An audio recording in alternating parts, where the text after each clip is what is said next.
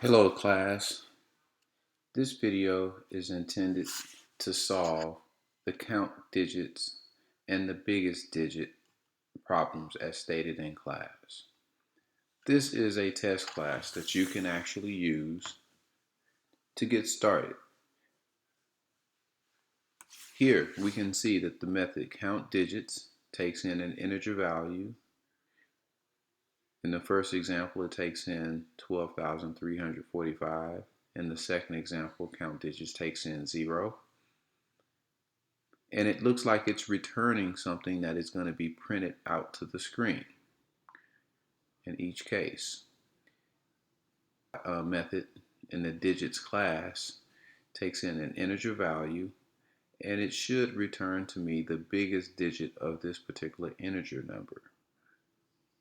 Same in the second case, so the answer for the first one should be 7, should return an 8, and then a 7 in the last example here. Notice that all of these examples are actually making a call to a method without actually instantiating a new object. They're simply referring to the method inside of the digits class. And that each one of these methods also must return something since I'm attempting to print it to the screen. Otherwise, these methods would not actually pass the compiler test in terms of trying to print something if these methods had a return type of void. Okay, so let's move on to the next problem, or the first problem, which is count digits. Okay, in the digits class here, count digits does take in an integer, and it actually returns an integer.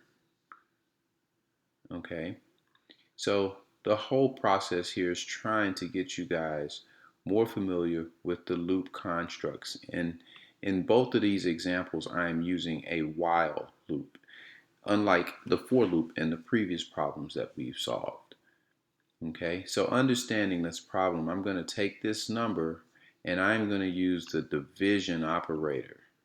Okay, and I'm going to divide by 10, which should reduce the number of digits in the current value of num by 1 digit. The rightmost or the least significant digit will be the one that actually gets truncated off when I reassign num here. And I will add 1 to the count. And I will continue to do this until I have 1 digit left. And any value that is less than 10 when I divide it by 10 will return 0. And when I update the value of num here, it will actually end this loop. So for every case of any integer num, this loop will eventually end because the division by 10 will incrementally reduce the size of that number by 1 digit, and specifically the least significant digit or the rightmost digit. I'm adding 1 to the count for each iteration of this while loop. And when I complete that while loop, if the count is equal to 0, that simply means that there was only 1 digit in the actual number.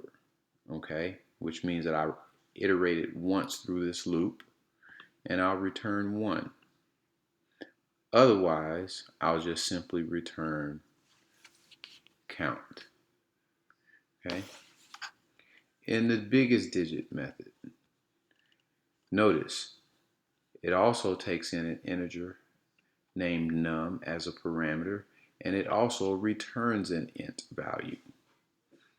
Now, something that you all have not seen is this constant min value, all caps, in the class big I integer. It is a constant that you will need to become more familiar with and use appropriately. So I'm using min value here because this number is the smallest value for an integer, which is -2 billion. And you can actually print this number out if you're interested in what its actual value is. But I'm assigning that to max.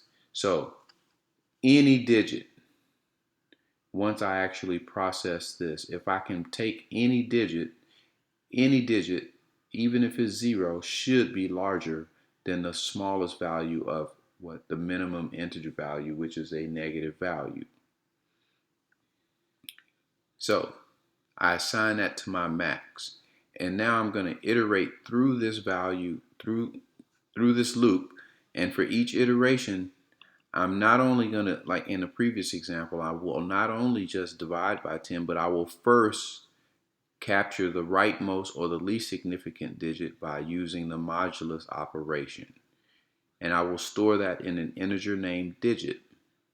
And if that digit is greater than the max, so this should be true for the first iteration every time, no matter what the number is, because this max should be this really large or really small negative number. And when that is true, I will reassign the value of max to digit. So max will change if and only if the digit that I receive or that I actually calculate or capture with this modulus operation is larger than the actual max. So I will update this the first time every time, and then I will shorten the length of num by its least significant digit, similarly the way we did in the previous example.